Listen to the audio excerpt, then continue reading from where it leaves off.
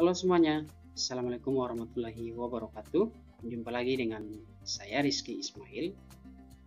Pada video kali ini saya akan berbagi tutorial dengan teman-teman semuanya terkait dengan cara melakukan regresi data panel pada program Fuse.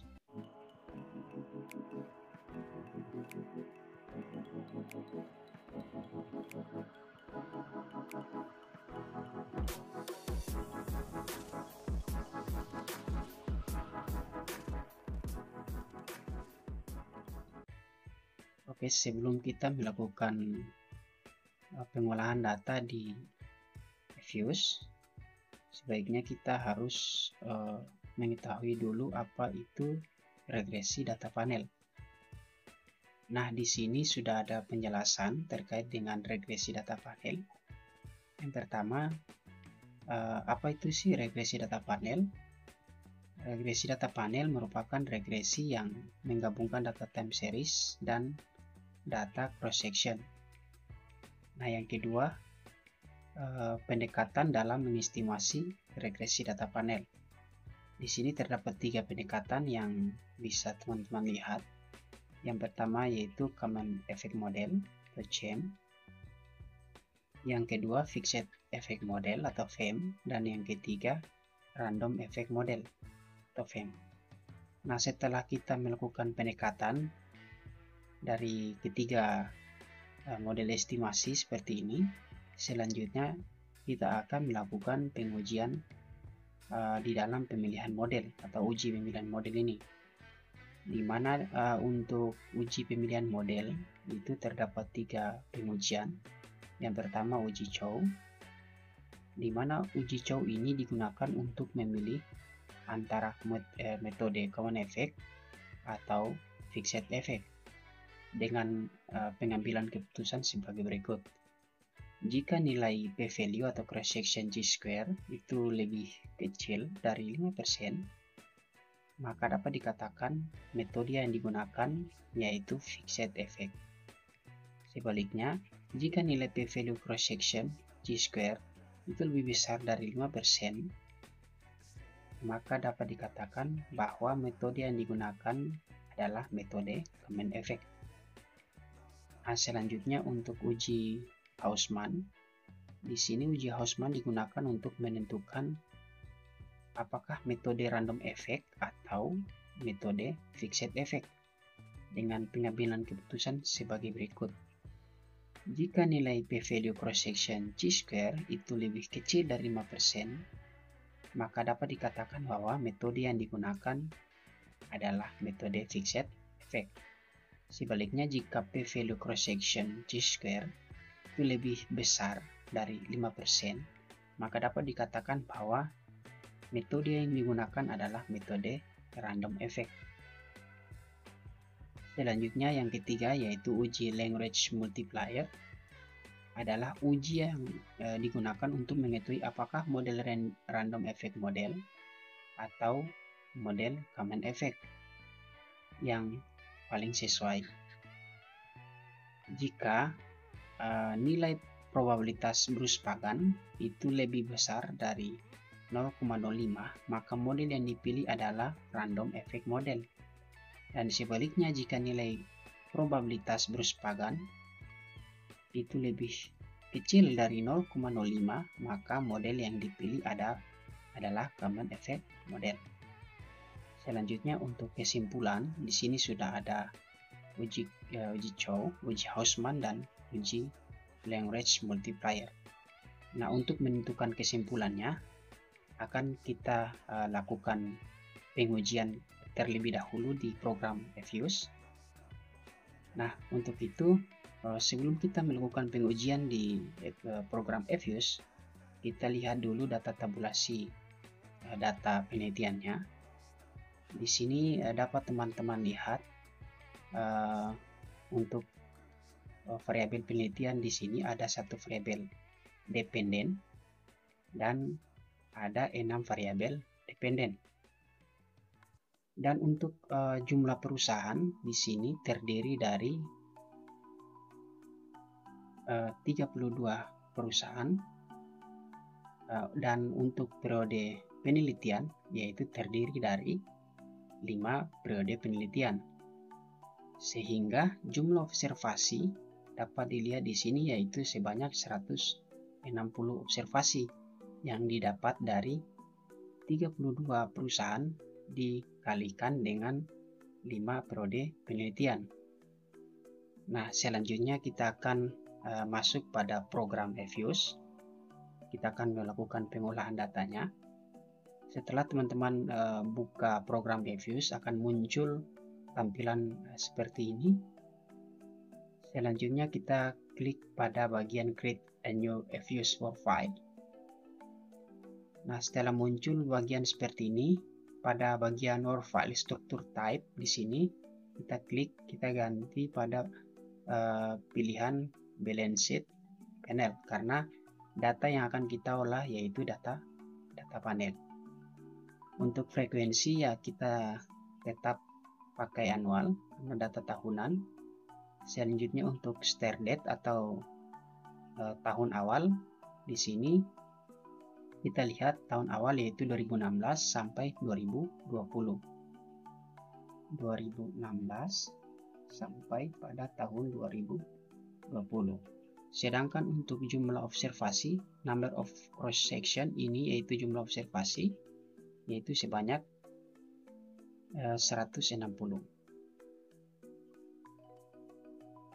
Selanjutnya untuk profile names optional di sini kita kosongkan saja, tidak perlu dirubah. Selanjutnya kita klik OK. Nah, setelah itu kita klik Quick, kemudian MP Group. Setelah itu kita geser ke kanan seperti ini. Kemudian kita geser ke atas, kita berikan kursor pada bagian pertama untuk sel baris pertama seperti ini. Selanjutnya kita masuk pada data tabulasi penelitiannya. Kita geser ke atas.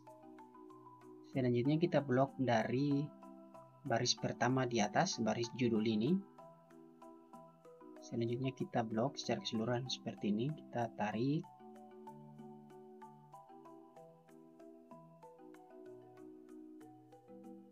Oke, seperti ini. Selanjutnya kita klik copy.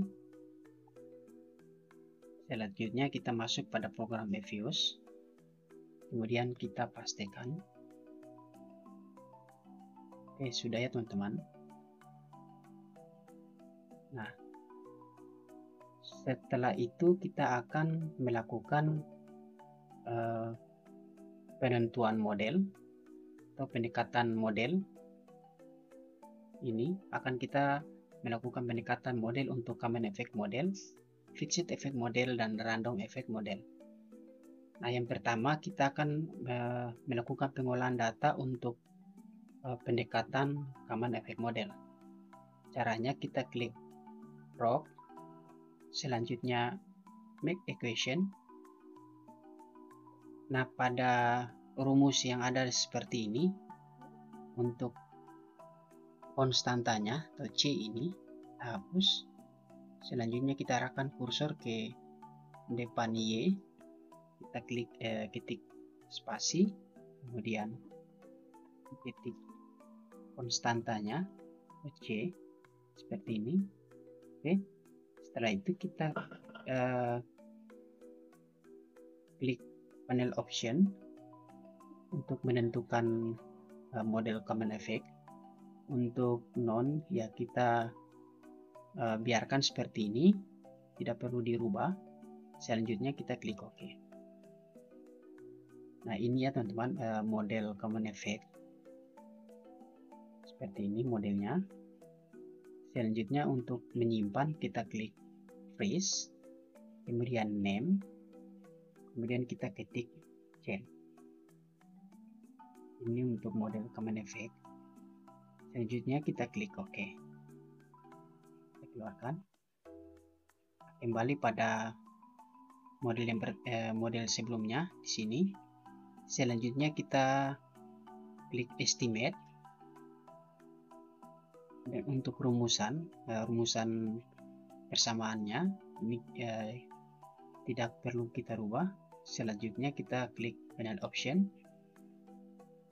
Kemudian untuk cross section kita rubah dari none ke fixed. Selanjutnya untuk wax ini kita rubah dari no wax ke cross section wax.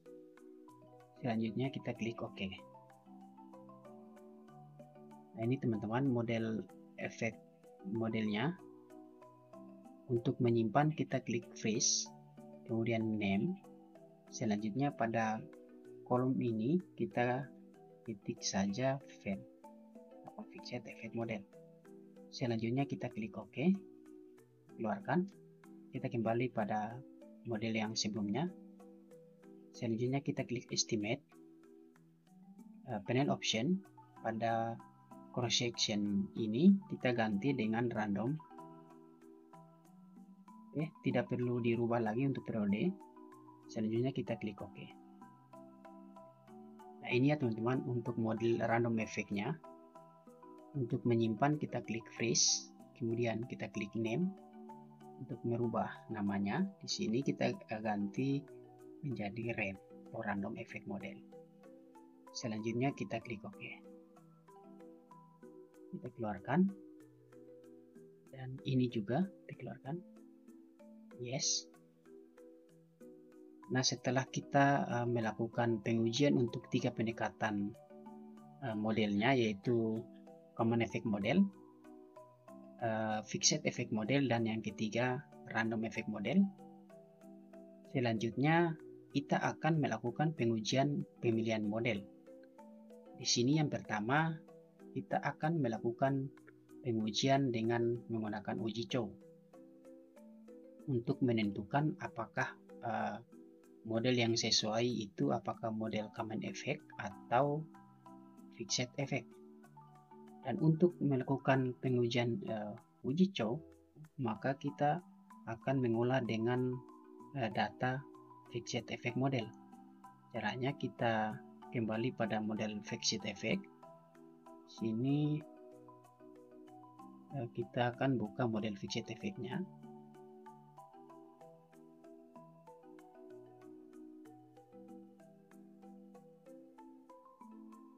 Nah, ini ya teman-teman model fixed effect atau frame-nya.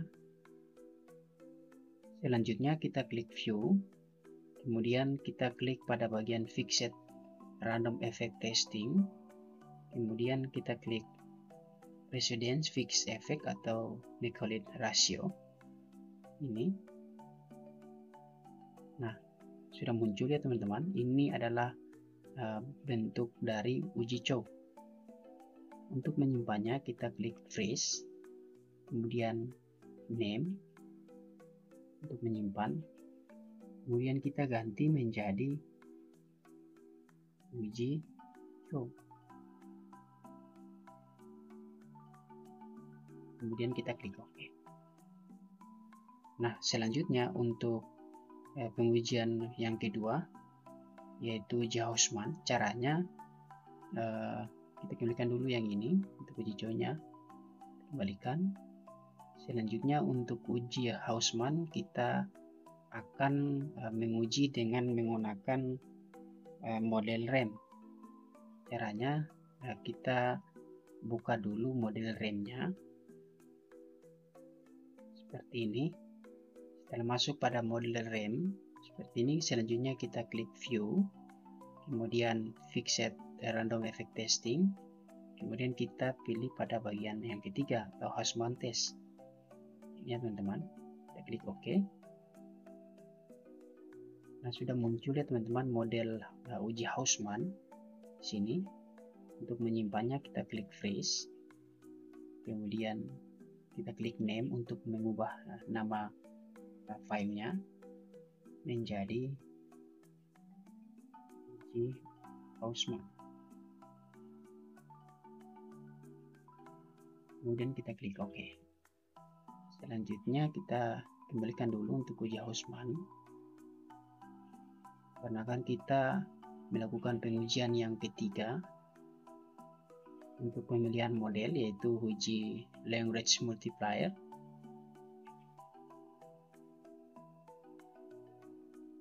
ini ya teman-teman, untuk model game-nya, karena untuk menguji model language multiplier kita akan menguji dengan menggunakan data game atau common effect model. Nah, setelah dibuka model common effect model seperti ini, kemudian kita klik view. Selanjutnya kita klik pada bagian fixed random effect pasting seperti ini. Selanjutnya kita klik pada bagian kedua, language multiplier. Kemudian kita klik OK. Nah, ini ya teman-teman, sudah muncul untuk model language multiplier-nya. Dan untuk menyimpan kita klik face. Selanjutnya kita klik name untuk merubah nama filenya. Selanjutnya kita ganti menjadi uji LM atau language multiplier. Selanjutnya kita klik OK.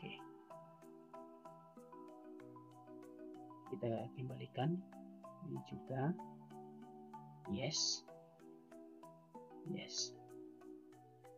Nah, untuk kesimpulannya di sini dapat teman-teman lihat pada bagian akhir untuk kesimpulan.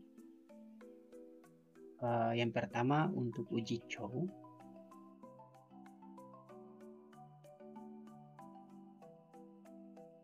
kita pilih pada uji Chow seperti ini, kemudian kita klik, maka ini sudah muncul model uji Chow-nya. Caranya kita lihat di bagian ini ya teman-teman, cross section chi-square, nilai probabilitasnya di sini yaitu 0,0001, sehingga dapat dikatakan untuk chi-square-nya itu di bawah 0,005.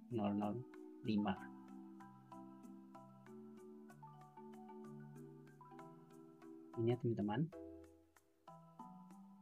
jika chi-square-nya lebih kecil dari 0,05 atau 5%, maka model yang sesuai yaitu fixed effect. Dan jika kita lihat pada kasus untuk uji Chow di sini kurang dari 0,05, maka untuk uji Chow ini model yang paling sesuai yaitu menggunakan model fixed effect. Sehingga untuk kesimpulan pada uji Chow di sini yaitu menggunakan model fixed effect.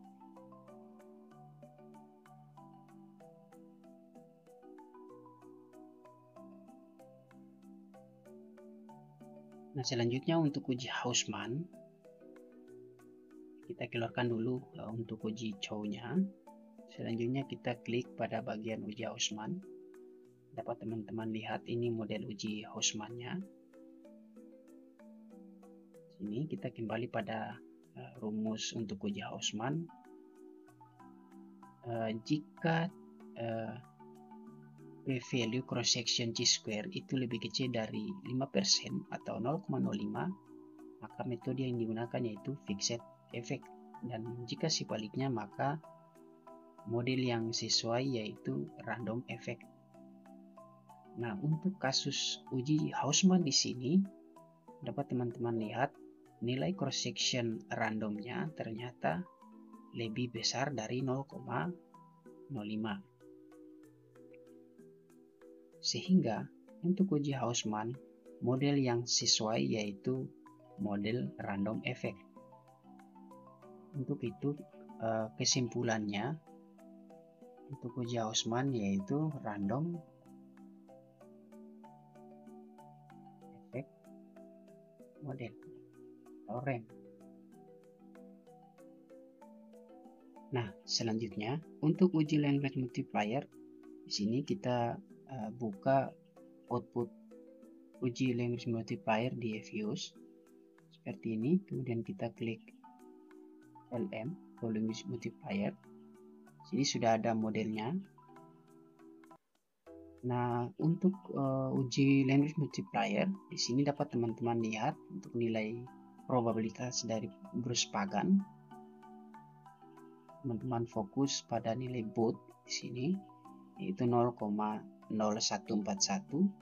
di mana nilai probabilitas dari Bruce Pagan ini ternyata di bawah dari 0,05 atau di bawah 5%. Sehingga jika kita lihat pada rumus dari pembahasan language multiplier di sini, jika nilai probabilitas Spruspagan lebih kecil dari 0,05, maka model yang dipilih adalah random effect model.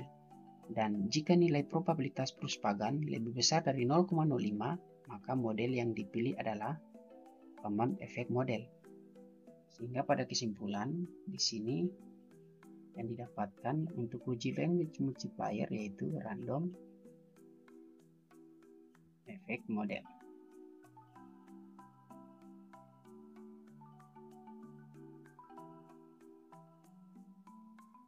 Nah, seperti ini ya teman-teman, kesimpulan dari masing-masing pengujian ternyata untuk uji Chow yang didapatkan yaitu fixed effect model, dan untuk uji Hausman yang didapatkan yaitu random effect model, sedangkan untuk uji language multiplier yang didapatkan yaitu random effect model. Sehingga data pada pengujian berikutnya yang bisa dijadikan sebagai output hasil penelitian yaitu menggunakan data dari random effect model. Seperti ini, kita buka data random effect model. Nah, ini teman-teman, data yang akan digunakan atau data final yang akan teman-teman gunakan untuk hasil penelitian yaitu random effect model. Jadi dapat teman-teman lihat untuk model random effect untuk X1 berpengaruh signifikan, yang kedua juga berpengaruh signifikan, yang ketiga variabel X3 juga berpengaruh signifikan, variabel yang keempat tidak berpengaruh, variabel X5 tidak berpengaruh, sedangkan untuk variabel X6 yaitu berpengaruh signifikan. Jadi dari ke-6 variabel independen di sini ada 4 variabel independen yang berpengaruh, sedangkan hanya 2 variabel independen yang tidak berpengaruh. Ya, mungkin itu saja penjelasan singkat dari saya terkait dengan pemilihan model pada regresi data panel. Semoga video ini bermanfaat dan bisa teman-teman terapkan di saat pengujian regresi data panel di program EFIOS. Jangan lupa subscribe, like, dan share video ini, dan tekan lonceng notifikasinya agar teman-teman tidak ketinggalan informasi menarik lainnya dari saya. Oke, mungkin itu saja. Wassalamualaikum warahmatullahi wabarakatuh.